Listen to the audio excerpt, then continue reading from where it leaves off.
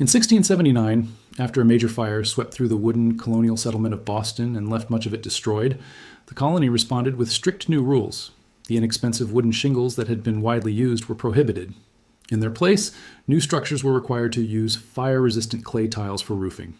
For roughly the next 150 years, fired terracotta became the dominant roofing material across dense American cities. The same material is still widely used today across southern Europe. However, over time, the United States gradually moved away from it. In modern suburban areas, roofs are now overwhelmingly covered with asphalt shingles. These roofs are commonly replaced every 20 years or so. Beneath them, attic spaces can reach temperatures of around 130 degrees Fahrenheit during peak summer heat. By contrast, clay tile roofs can last up to 5 times longer and provide strong natural cooling advantages that asphalt roofing cannot match. The key question is what clay roofing does differently compared to asphalt, and why much of the world continued using it while the United States shifted away. To understand this, it helps to first look at what happens above a home during a hot afternoon. A roof plays a much larger role in heat gain than most people assume, and it has a direct impact on energy use. When sunlight strikes a roof surface, the outcome depends heavily on the material.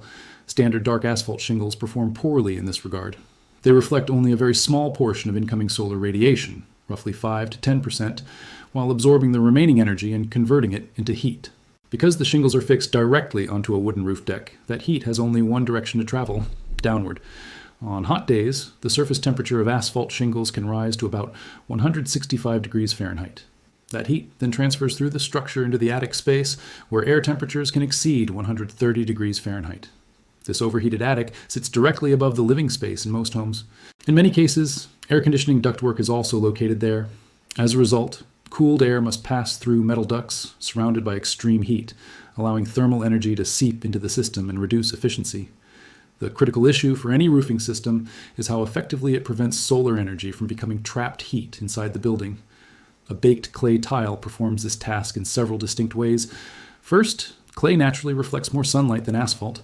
While asphalt may reflect only a small fraction of incoming energy, unglazed terracotta can reflect between 1/3 and 1/2 of solar radiation, especially in the near-infrared range that carries most of the heat.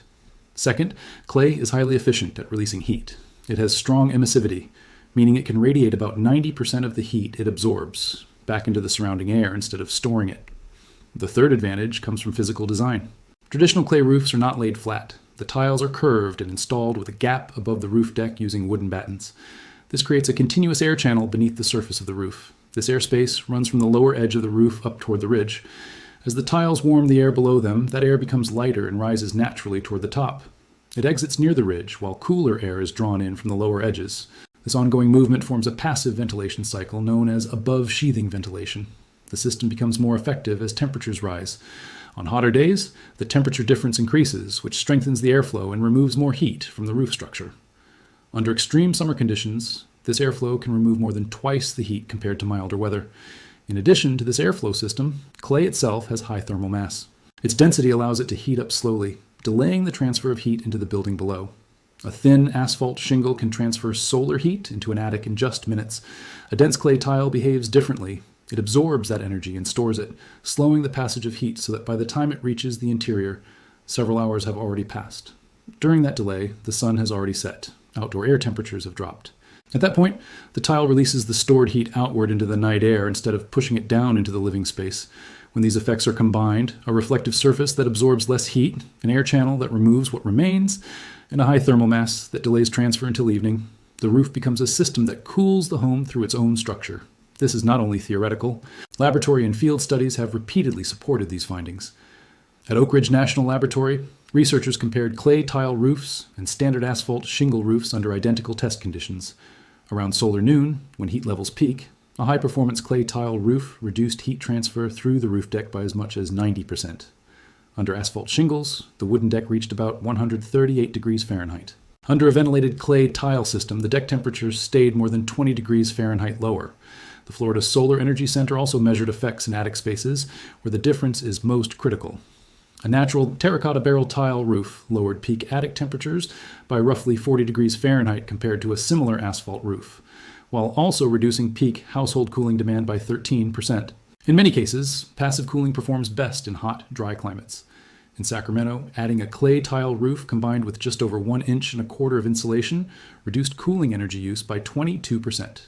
In Chicago, during summer conditions, the reduction reached 45%. When clay roofing was paired with relocating ductwork out of the attic and into conditioned interior space, cooling load reductions reached as high as 97%. In financial terms, retrofitting an older home with a cool tile roofing system reduced utility costs by around $200 per year. While modest on its own, the long-term value increases when combined with durability. A properly kiln-fired clay roof can last between 50 and 100 years or more. Evidence of this durability can still be seen on existing structures today. The clay tile roof of Harvard's Seaver Hall, installed in 1893, continues to function after more than 130 New England winters. By comparison, asphalt shingles are typically removed and replaced every 15 to 30 years, often sent to landfills after each cycle. Over a span of 100 years, the cost equation changes. A homeowner using asphalt may replace the roof 3 or 4 times, and the cumulative expense can exceed that of a single terracotta installation. Despite its advantages, clay roofing has one limitation. Beneath the tiles lies a waterproof membrane. In high heat environments, that membrane can become brittle after 20 to 25 years, even while the clay tiles above remain intact. The solution does not require full replacement. Roofers perform a lift and reset process, removing the original tiles, installing a new membrane, and then reinstalling the same tiles. This approach restores the system at a fraction of full replacement cost and extends its life by another 20 to 30 years. In this way, the more expensive component of the roof outlasts the cheaper layer multiple times over. This raises the question of why clay roofing nearly disappeared in the United States despite its performance. The shift is tied to wartime aftermath, large-scale construction, and economic incentives that gradually favored asphalt. After the Second World War, the United States faced unprecedented demand for housing. More than 40 million homes were constructed in the decades that followed. To achieve this pace, builders such as William Levitt transformed residential construction into an assembly line process, dividing work into simple, repeatable tasks that required minimal skilled labor. However, producing large quantities of heavy clay tiles required time and specialized labor. Clay roofs also demanded stronger structural framing due to their weight, which is approximately 4 to 5 times heavier than asphalt roofing. As a result, post-war home design shifted toward lighter materials. Engineered trusses and plywood sheathing became standard, and asphalt shingles emerged as the preferred roofing material due to their low cost, lightweight, and ease of installation. By 1960, asphalt roofing had become dominant across the United States. Supply chains, building regulations, and the labor force were all aligned around it, reinforcing its position. There was also a second driving factor, and it was purely economic. Most American houses are constructed by developers who sell the property immediately after completion. They cover the cost of the roof, but they do not pay future utility bills or handle replacement 20 years later. That responsibility falls on the next homeowner. Because of this structure, developers are incentivized to choose the lowest cost roofing option that meets building code requirements. There is little motivation to invest in a more expensive material that may reduce costs over 50 years for someone else. While the United States moved toward speed and low upfront cost, much of the rest of the world maintained traditional roofing systems. Across Europe, Latin America, and large parts of Asia, masonry and tile remained standard practice. Clay tile roofing also continued as a widespread skilled trade. In the United States, however, it became a regional specialty, mainly found in Florida, California, and Texas, where Spanish architectural influence remained strong.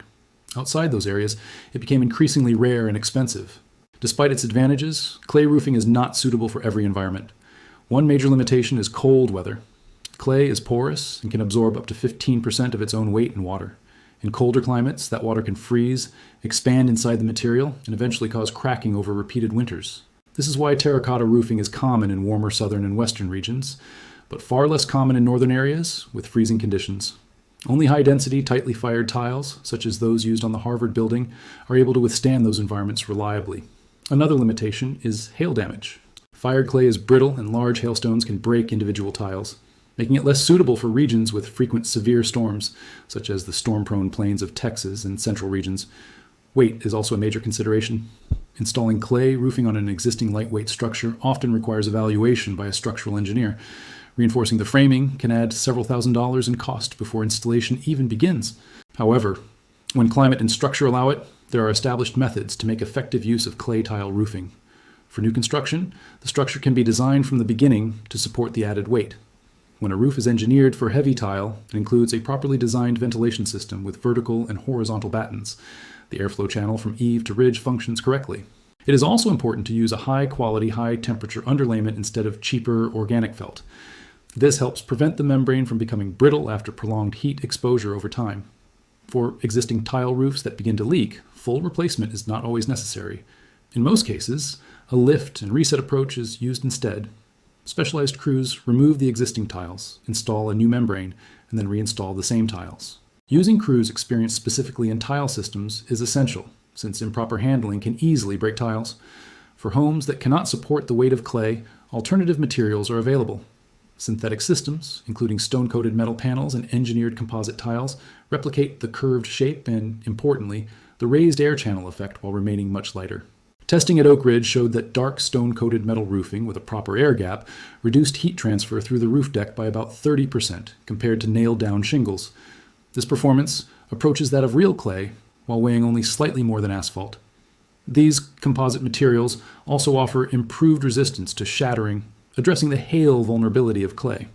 Across all systems, one principle remains essential. It is not the clay itself that cools the home, but the air gap beneath the roofing material. When that ventilation space is preserved and properly maintained, a roof can provide passive cooling for up to 100 years. When it is blocked or removed, even a premium system becomes just another heavy, ordinary roof. Terracotta roofing never truly disappeared. It was largely displaced in one country by rapid construction demands and a focus on cost efficiency. However, as temperatures rise and homeowners seek ways to reduce cooling costs without increasing electricity use, both traditional clay and modern lightweight alternatives are returning. The oldest roofing technology is finding its way back onto modern homes, adapted through both classic materials and new engineered systems. If this information is useful and you want more practical methods for improving home cooling, following for more insights is recommended. Please leave your thoughts about this content in the comments below. Thanks for watching. See you in the next one.